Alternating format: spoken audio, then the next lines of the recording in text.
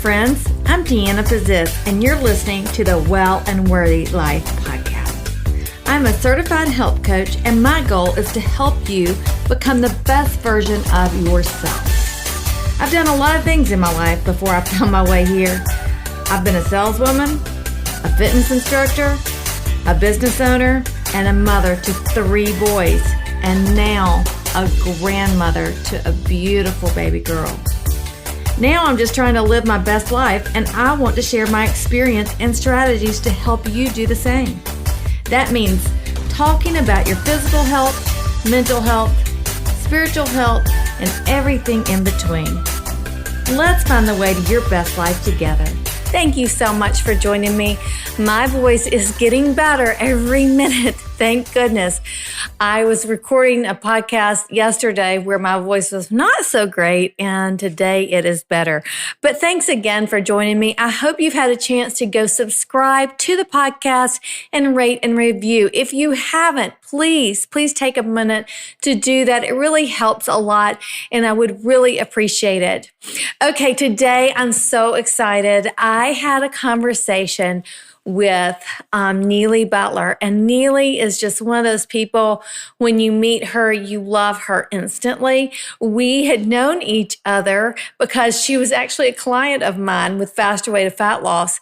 And come to find out, she lived right here in Birmingham, but we never met in person. She had this dinner one night and she invited me to it, which was so nice. And I got to meet her in person, and boy, I fell in love with her instantly. You know, you think you know people just from seeing them afar, or you think you know people from, the internet or whatever, but you really don't know anybody until you get to talk to them. And boy, once we sat down and had lunch together, I knew instantly I had to have her on this podcast because she and I are so much alike. We are open books. So I can't wait for you to hear all about her story and the obstacles that she has overcome. I hope you enjoy this podcast. I think this one is probably one of my favorites so far. I'm so excited to bring you a friend of mine. Actually, we met not that long ago. I'm so excited. I just instantly loved meeting her. And once we sat down and started talking, I just knew we had a lot in common. And I don't know, you just meet those people that are just so easy to talk to. So anyway, I'm not going to keep on going on and on. Her name is Neillie Butler. And Neely, tell us a little bit about yourself first. Oh boy, where do I start? Well, right now I'm a wedding planner. So I think that's what a lot of people know me as a wedding planner. So right. I'm Maria Me. Mm-hmm. We do big weddings all over the world. So that's super fun. I'm a wife to Tom. I'm a mother to Bruce. And I've got 2 stepdaughters. I've been in Birmingham my entire life. And so I'm here, and I have a long history of stuff, and I think we're going to talk a little bit about those things. Yeah. So it's funny because when I first wanted to talk with Neely, I was like, let's talk about like wedding stuff or something. But then we met for lunch, and boy, the more we talked, and in fact, just a minute ago before we even went on, you said, I'm an open book. And I'm like, oh, girl, you're just like me. That's why I like you so much. Because at lunch, I think we stayed 2 hours. Yes, I think we did. We talked about, I knew your whole life story, you knew mine. And then we got up from the table. We're like, well, golly.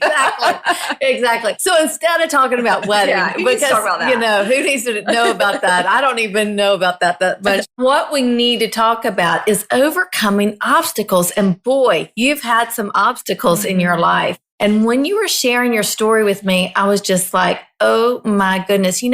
People look at you, and I know they look at me too, and they think, she's got her life all together.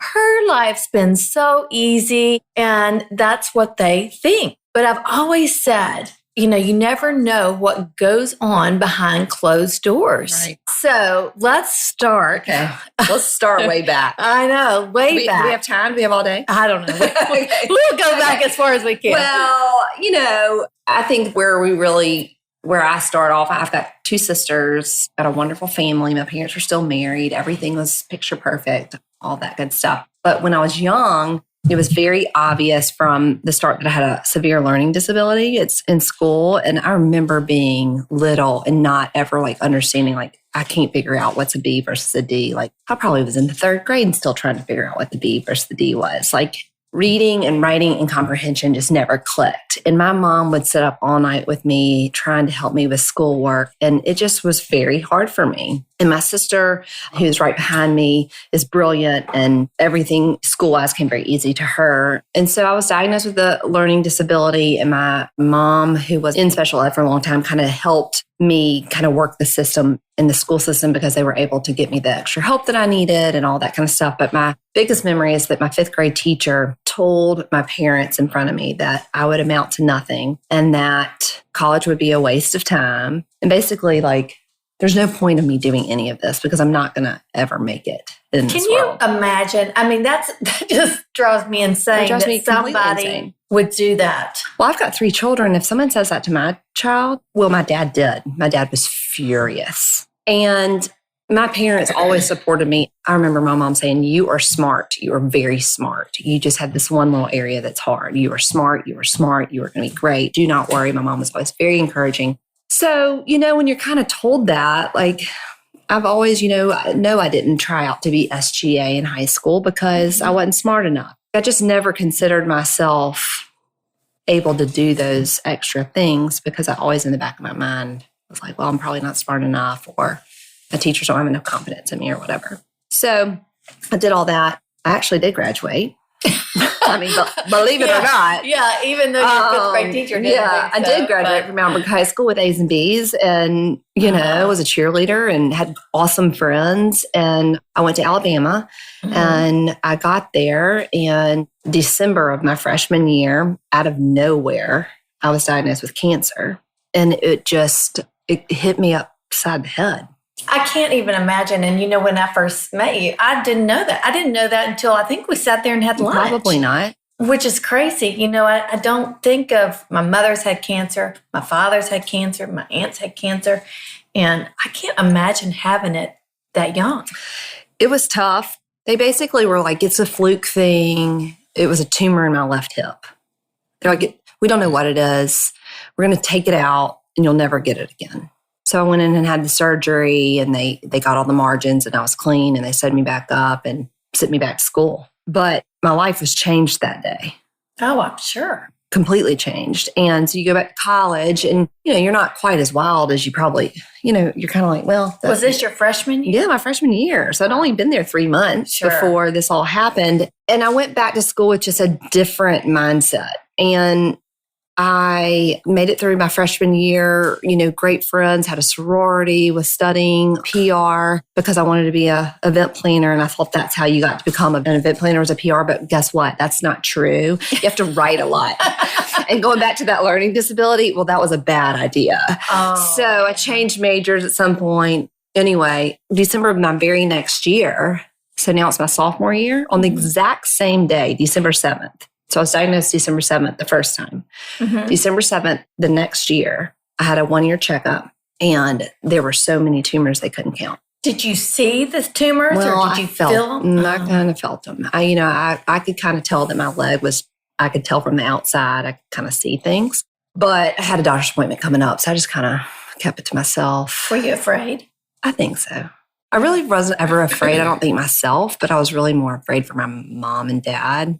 I always felt like it was harder on everyone around me than it was myself. And so anyway, I had it, and the doctors were very concerned that time. And they just said, A, you weren't supposed to get it again. So this is obviously something a lot more, it's got a mind of its own. It's probably a lot more aggressive than we thought it was. And they officially diagnosed me with sarcoma, which is not a great cancer to get. We've had some really wonderful people in our community pass away of sarcoma. And so I was going to get my leg amputated. Because, oh my gosh, I can't even imagine. So now you're 18, 19? Yeah, 19. 19 years old, and they tell you you've got cancer and you're going to have your leg amputated. Mm-hmm. How far up were they going to hip? I mean, it was all in my hip socket, so they were going to have to take it at the hip. My doctor's amazing. He's out of New York, and he really specialized in sarcoma. So did you go to New York? No, because he happened to move to Birmingham literally a month after I was diagnosed the first time. And he, and so he's brilliant. And he said, I'm going to try my best to save your leg. But if losing your leg saves your life, then we're going to take your leg because it'll spread all over my organs. Even if they get it all out, sarcoma just is nasty and it just goes everywhere. So anyway, I went in for the surgery and it was a very, very long surgery. And I came out with 2 legs. My doctor said, you will never walk again. And you will probably have to use some sort of cane or crutch or something. But you'll at least get to have 2 feet and 2 shoes. And at your age and your life, I feel like that's the best way to live. And I got it all out. And so I was really sick then. So you didn't really even understand if you were so sick? No, I was so sick when I woke up that I don't even remember anything. Just because the surgery had been so intensive, like I was just kind of knocked out. But then I went home on Christmas Eve from the hospital. And I insisted on going to church, insisted. And my mom, that's her favorite story. She was like, we hadn't had you home from the hospital for 3 hours. And you were like, I'm going to Christmas Eve midnight mass service at the Advent. And so in a wheelchair, they wheeled me up there and plopped me in the front. I remember just sitting there and enjoying Christmas service. But I also remember feeling terrible, terrible. Right. And then Christmas Day, at the end of Christmas Day, my fever spiked and something was terribly wrong. And so I went back into the hospital and sure enough, I had this horrible staph infection and it was bad. And they gave me 72 hours. Within the 72 hours, I could get my bloodstream and I would be dead. So it was a very hard. Did you even realize all this was going on or are you just still out of it? No, I remember when people say, were you scared the whole time? I really wasn't scared the whole time, but I do remember times of just weeping. And that was one of them. Just I remember saying, I don't want surgery again. I don't want surgery again. And I remember standing in the door, not standing, but sitting in the wheelchair of the doorway of my hospital room. And my dad saying, yeah, but you're going to have it again and you're going to be fine.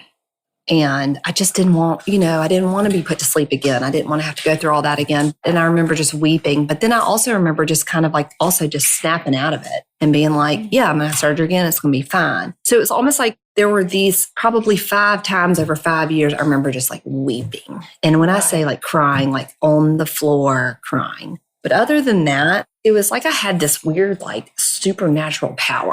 It was I felt very empowered. The community was awesome. People were so supportive. I was getting notes and flowers and gifts. And honestly, when I hear of people who are sick and they try and keep it really private, 100% respect that. But I'm such the opposite. I was fueled by the support. But that's my personality. Right. So I was fueled to be I'm going to have a good day today. I'm not going to be sick. I'm going to get up. I'm going to be fine. I'm going to find something to do. I was just fueled by the support that people gave me. But you can't help but kind of get down every now and then. Oh, you're scared to death. I'm sure. I would be so scared. But, the support, I love what you just said about the support was kind of what fueled you. Because I do think that we need support overall. Yes. And, we tend to, when something bad in our life, I know for me, sometimes I tend to withdraw from people. I'm glad that this community supported you. And I'm sure your faith. Yeah. If you have faith, then you can't help but dial it in. Right. During especially, times of need. And, God just kind of showed himself a lot to me. One of my favorite stories is I was so sick and coming in and out of, I don't want to say consciousness, because I was just really deep sleep and coming in and out. And my mom was in my hospital room and it was really dark and she had the door just barely propped open just to give herself enough light to kind of be able to function in there. And somebody had brought me a big smiley face balloon, just one of those helium ones. And it was moving in the hospital room. And my mom said she was just crying and worried sick and praying and praying and praying. And she was just like, please show me a sign that she's going to be okay and we're going to get through this. And that balloon, I'm sure the air kicked on, but that balloon kind of came out from around the bed and that smiley face balloon. And so my mom took it as her sign. Yes. And she grabbed a hold of that balloon and she didn't let go of that balloon. And she took that balloon home with us and that balloon kept its helium forever. And it was just that random living balloon in the corner of the room in my, at my house. And she called him God. And she would just take him in our house. And I love that. And, we need those signs every now and then that we're going to be okay. And I don't know what they are. I'm not one of those, I do have a very strong faith, but I'm not one of those people that say, I got a message from God in the mirror. Right. He doesn't leave me notes on my calendar. He doesn't tell me what to do. but I do know that he's there. And it's been very ironic that at different other things in my life, when that smiley face balloon appears, like I'll see a smiley face balloon. Really? Oh, I love and that. It's probably just in the back of my mind, I've got somebody heavy on my heart, and then I'll see the balloon and I'll just immediately associate it together. Oh, I really like that. I like that a lot. But you kind of need that to kind of, get you through these hard things. And if it's not cancer, you're going to have other things in life. Oh, everybody has come something. up. I had cancer 3 times. And then eventually, finally, my senior year, it finally went away. It just stopped coming back. But then, and then I got married right out of college. Yes. And this was the guy that you were dating through all this. I was dating through all of it. And we got engaged the very first December that I had not been sick. It just... Right. It was probably... So everything was looking good. Everything was looking perfect. And... Back to that story. Picture perfect. And I got divorced. It lasted 18 months. That was harder than cancer. Was it really? Oh, God, yes. You're a failure. Right, because you didn't cause the cancer, but you kind of feel like... Yeah. I kind of relate to that. There's a lot of shame with divorce, too. And I tried everything, There's a lot of shame I have found with a lot of things that there doesn't need to be. Right. Yes, I had something to do with the divorce, and so did my ex-husband. But at the end of the day, it was what it was. But at 25 years old... Now in Alabama, you don't get divorced. Sure. Well, was this the first divorce in your family? Oh, yes. Well, no, my grandparents were divorced. But, they were. But, it's just hard. And, and you lose friends. And you... I think that's really... You lose people's trust, and you tainted that image that you've had. And I came from I was the, everybody was so thrilled I made it through the cancer, to then shock them with that. It just was it was just very hard. But it was I got to get over this now, But that was a harder climb off the bathroom floor than cancer was. Divorce hits a lot more people than, it's everywhere. And if it's not your mom or your dad or, your parents or your siblings or, it's hard on everybody. It was hard on everyone in my family, but it was the right thing to do.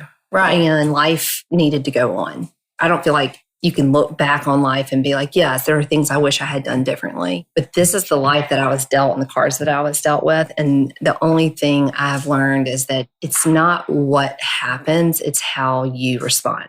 It's not what happens, but it's how you respond. I love that. I totally agree. Did you get off the floor? Did you pick your head up? Or did somebody do something so terribly wrong to you? How do you respond to that? How do you handle that? I think that people really watch your response to whatever crisis or whatever trouble. So, I was just reading a Facebook thing last night of a girl who's lost a child. And I can't imagine anything worse than that. Oh, me either. I really don't think that there is anything worse than that. I've told God, please do not touch me. Don't make me ever do that. And I was reading a post that she carries it every day. And it was an analogy about it being a little pebble in your pocket. You always know that pebble's in your pocket. And some days it's a smooth walk with it in your pocket. And some days it jabs you. And some days, you never really know when it's going to poke you. And I loved the analogy just because I feel like a lot of things in life can be like that. But how she is handling this, horrible thing is such an inspiration to other people. And so this terrible tragedy in some way, shape, or form is helping someone else. And she's inspiring people. And so there's been things that I'm whether it was the cancer story, I've had people say, your attitude during cancer was always very positive and you really used it to better your life, and the way you handle crises or, you always are calm because of cancer is an inspiration to people. Then you have things that I could have been horrible after the divorce. I could have been mean about somebody or someone or, and I just think that's really not the way I want that situation to be remembered. Right. I think it goes back to what you said. We have choices, right? And we can choose to stay down or we can choose to use that. And I think that's one of the things I'm a big believer in, that we have to tell our story so that we may help somebody else so it doesn't go to waste. Exactly. And I feel like too, I had someone recently say, golly, I had no idea that you had cancer as bad as you did or for as long as you did. I just never knew your story. But now that I do and I match it up with what you do now, she loved it and it was more inspiring for her because she too was going through a hard time. Right. Because she probably looked at you one way. Right. Yeah. You know, we all make judgments on people, right? Whether we mean to or we don't. We make judgments. And like I said, from the very beginning, I think people look at your life and they're like, look at her. She does these weddings for these, you know, people that have so much money. And look, she just looks so pretty. And she's just got the life, the perfect husband, the perfect child. I mean, all that, right? And that they have no idea what has shaped you, because all of your obstacles, all of the things that you've been through is what has shaped you to be who you are today. That's where I feel like if I could tell somebody my story and then tell them what my life is like now, I would not be the human I am today if I had not gone through all these battles. And God, I think, was totally preparing me. I have found my purpose in life. My purpose in life is to serve people, to love people, and deliver these beautiful weddings. Yes. And they are beautiful. But, pictures. Oh my gosh. But serving people and being there for them. And I think Maria means my business. And it means bride's friend in French. Because at the end of the day, I love that. Just need to be their very best friend during this time in their life. And everybody needs a friend, you know? So important. Yeah. So important. But I think that these like life obstacles kind of mold you and create you into who you are and prepare you honestly for your the next thing. Because there's going to be another thing. Oh, always. Always. I don't think that we ever get to a point that we're not going to have an obstacle. It's just how are we going to, I've been reading the book, Everything's Figure Outable. Yes. And I love that saying. Because you know, we all have obstacles. They're just going to be there. No one has the perfect life. No. There's just no one. And so we have to figure out how we're going to get around those obstacles and use those obstacles to propel us forward instead of holding us back. Everything is figure outable. It really is. In our line of work, especially. We got problems from 8 a.m. to 8 p.m. And that's all I do all day long is figure out problems. And it always works. But that goes hand in hand with the saying, this too shall pass. Because it's going to pass. Right. With time, whatever this obstacle is, you're going to have to figure it out, and this too shall pass. And so my husband and I are very different when it comes to this. If something happens, his immediate response is kind of like an initial panic. Right. It drives me crazy. It's the only thing about him that drives me crazy. But opposites attract. Right. You know that. But he's perfect in every other way. Only because when something happens, I immediately go calm. I'm calm and I'm like, well, I can figure this out. And I immediately go, okay, well, what's the worst thing that can happen? And I love that. And I say it out loud. I say that same thing. Yeah. I say and then I own it. I'm like, okay, the worst thing that's going to happen. When I got to re-diagnose, I was like, well, the worst thing that's going to happen is I'm going to lose my leg. And that is going to suck. Yeah. But, okay, that's the worst thing that's going to happen. And I own it. And then I figure out backwards. You know what I mean? Right. Because usually the worst thing that's going to happen isn't what happens. Exactly. So if I can kind of just know that that's what it's going to be, and I'm just very calm about it. And I think that I'm thankful that that's how I handle problems, because I think panicking is when you kind of start losing your mind a little bit. But I think that takes practice. Yes. And that takes practice by going through those bad things. Because if you haven't experienced bad things, and normally, you know, people do, and it's at different points in their life, that's when they figure, you know, it's practice. Practice makes perfect, right? I love that saying, you know, what's the worst thing that can happen? After my father died, I'll never forget my mom, before my dad died, there was a chance that he was going to have cancer. And she said, oh, Deanna, what's the worst thing that can... No, she said, oh, Deanna, the chances of him having cancer is about the same as us winning the lottery. And later, he got cancer and he died. And I used to say to Mom, hello. We didn't win the lottery. We did not win the lottery. But I use that thing all the time, like, look, one of the worst things that's ever happened to me happened. My father passed away. Yeah. That was the worst thing ever. So I withstood that. I survived.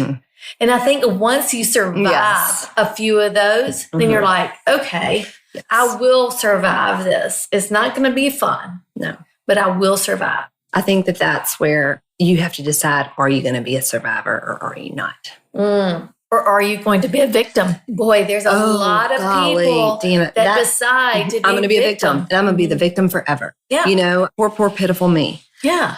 Or you can just get up and be a survivor just move on. Because people don't want to be around victims. No, they do not. So that victim is going to end up being a lonely, lonely person. Yeah. And you know what? Sometimes being the survivor, maybe we're not talking about, like, not everybody's going to have cancer at a young age. Right. Not everybody's going to. Thank goodness. Not everybody's going to bury their parents or their child or whatever, these really bad things young. But things are going to happen. It doesn't have to be something terrible. But you still have to decide, am I going to survive this or am I not? And what am I willing to just let go so I can survive? Is that forgiveness? Because somebody has wronged me so that I can survive? You're going to have to work through things, but you got to be willing to work through those things in order to survive and keep moving, because there's a whole life ahead of you. I think it just gets better as you go through those harder times. You're like, I don't know. I like who I am today so much better. You know, I've on my third marriage, and I have people ask me a lot of times, do you regret? My second one was like a kind of marriage, you know? It was like, oops. Had alimony for life when I got divorced the first time. Alimony for life now.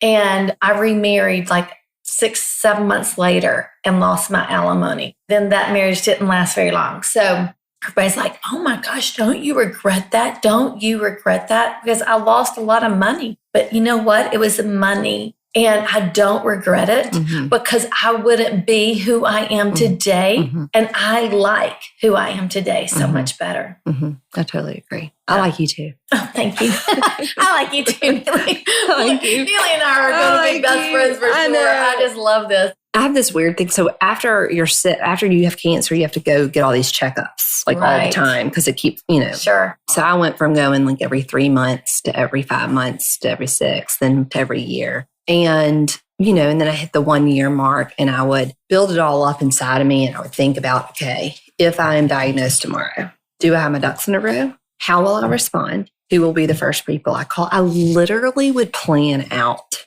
my diagnosis. Well, I mean, that's a little intense. That was my way of managing my anxiety through it. Thankfully, I never had to put any of this into place. It never came back. But then all of a sudden, my doctor said, hey, you don't need to come anymore.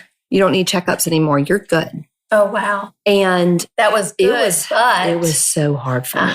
That's it what was I thought so you were gonna hard say. for me. But it wasn't hard because I was nervous he wasn't checking me. It was because I left a huge piece of myself. Because I was like, I'm no longer, when I was fighting cancer, it was a constant reminder, I'm strong. I'm powerful. Warrior. I'm a warrior. Yeah. And then that chapter was going to close, and it kind of scared me. And I was really insecure. And then I randomly had to go back into get another test done randomly, probably a year later. And when I walked through those Kirkland Clinic doors for the first time in probably 2 years, I felt 20 feet tall, and I felt like I could conquer the world. And it was so weird to me that I got that sense of security and power when I walked into a place that should have given me fear and anxiety. Yeah. But instead, I was like, if I can do that, surely to goodness, there's nothing I can't do. Yeah, I can do what else is ahead of me. And so trying to find your sense of power and your sense of whatever's going to give you that power, just to get up and keep moving. Yeah, I agree totally. Okay, so let's go after cancer and after your divorce. Then what? How did you end up starting your company? Let's talk about that. So I had gotten remarried, and I was working for a company doing corporate events and recruiting, and I loved it, but I just really missed. I had previously been doing corporate event planning, and I just really missed that world. And I just came home one day and said, Tom, I want to start my own business. He looked at me like I was crazy. It was in 2009 when everyone was broke. Oh, gosh. And Tom and I were truly the poor. We were at rock bottom. I think we maybe had 5 cents to our name. He had just gotten divorced. I didn't have anything. And we had his 2 children. We were giving all of our money to the children to support them and his ex-wife and get everything back up and running. So when I say we were poor, it was literally 2 nickels. And so when I just come home and say, I'm going to start my own business, I'm going to quit my salary paying job, I thought he was going to have a heart attack, and he didn't. But he said, here's $300 and you cannot miss a paycheck. And you've got to make exactly what you make now or we won't survive. And so I got a $300 computer from Costco. It was about 8 inches wide and about 6 inches tall. It was like for a kid, like a tiny little computer that you like had to bend down to look at the screen. It was called a Razor or something. And I just started and I just said, I'm going to plan whatever anybody lets me plan. And I'm going to start a blog, which going back to the learning disability, I still can't write. And I started a blog. So AKA Tom started the blog. And Tom would write the blog on flowers and party planning at night. And I walked dogs, I nannied, I house sat, but I made that paycheck. For the first year, Tom was my only employee because he was free.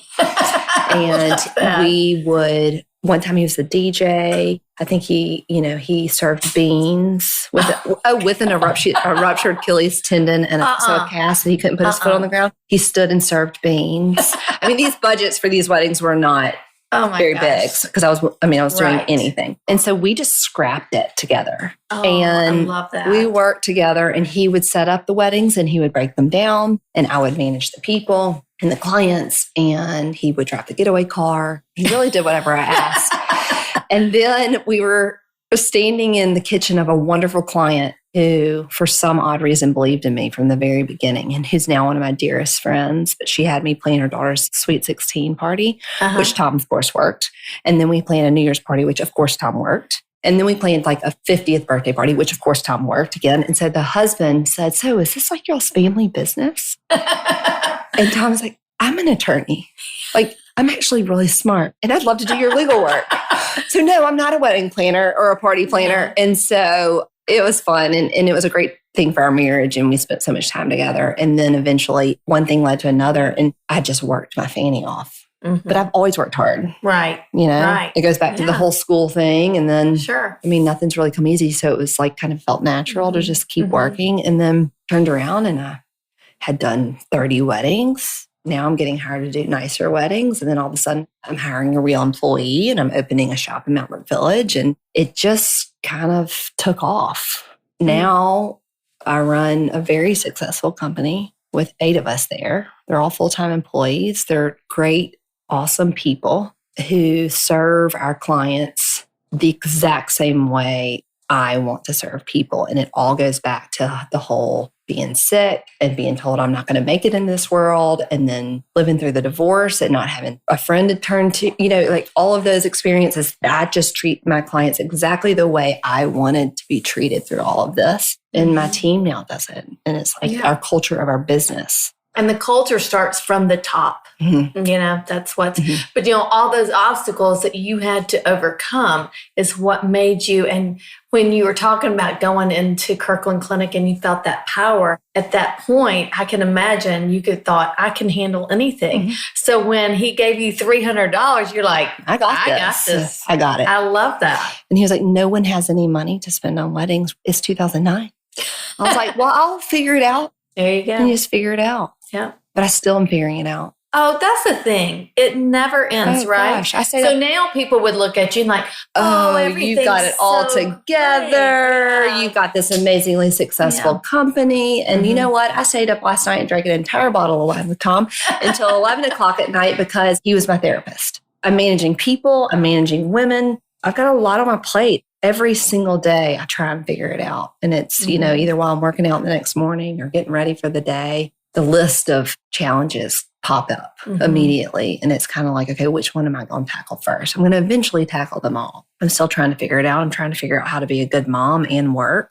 That's a tough one. And I think that's one so that hard. A lot of women, I mean, I can't even imagine. I was a stay-at-home mom until I got divorced. And when I got divorced, my boys were 15, 13, and 10. So, I mean, I can't imagine. It's hard. I would think it would be really hard. You have like the constant guilt. Am I doing either of them very well? And then you kind of feel like you're doing half of them. And then I'm a stepmom, which stepmom is a whole nother podcast. Yeah, exactly. We have these wonderful girls and they're amazing and I love them like they're my own. But you're still their stepmom. And so you're treading that lightly and you want to be everything you can be for them without being too much for them. And then you got to be a wife. Yeah, it's a lot. You just got to figure it out. To juggle. It's a lot. And that's why when you look at anybody's life, I think you got to understand that you just don't know. You don't know what goes on behind closed doors. So if somebody's like rude to you or something like that, the best thing you can do is just step back and go like, there's more to this. Yeah. I don't know what's going on here, but something else is going on. Well, that's our big thing at Maria Me, because with planning weddings, we're dealing with everyone's emotions. We're on the front row seat of their personal life. Oh, yeah. Financials, mom-daughter relationship. What's the dad like? There's so much that goes into it. And we have the call that says, I don't like the invitation. I don't like anything about it. And you're like, well, wait, hold on. It's everything that you want. And there's always more to the story. Right. Do you know what I mean? And so that's where I feel like our culture and our team, we know there's more to the story. And we know that every family has their thing, because we've been on the front row of every family in Birmingham now, almost every family, in the Southeast. Right. We know that every family has their thing. And that's why you just can't judge. Give everybody a little grace. I love that. Yeah. I think that's so true. Just give them a little slack and they'll give you some slack back. Right. Yeah. Because we all need it. Well, Neely, you and I could go on and on and on, and we will definitely do more podcasts together. But thank you so much for coming. I loved it. It was so awesome. Okay, one question I like to ask is, and I should have told you this before I asked you, but what's one thing you would tell your younger self? Oh, that's a great one. I'm sure there's a lot. Oh, gosh. Well, especially now that we've talked about all this, I feel a little repetitive, but I think I would tell myself that it's not going to be an easy road, but just hang in there and keep your head up. I like that. Okay, and let's tell everybody where they can find you. Maria Me. On Instagram, that's just Maria Me. And then Neely B is my Instagram, which is kind of my life, Bruce, and everybody else at my house. So that's where I am. Great. Well, thank you so much. Thanks so much. I loved it.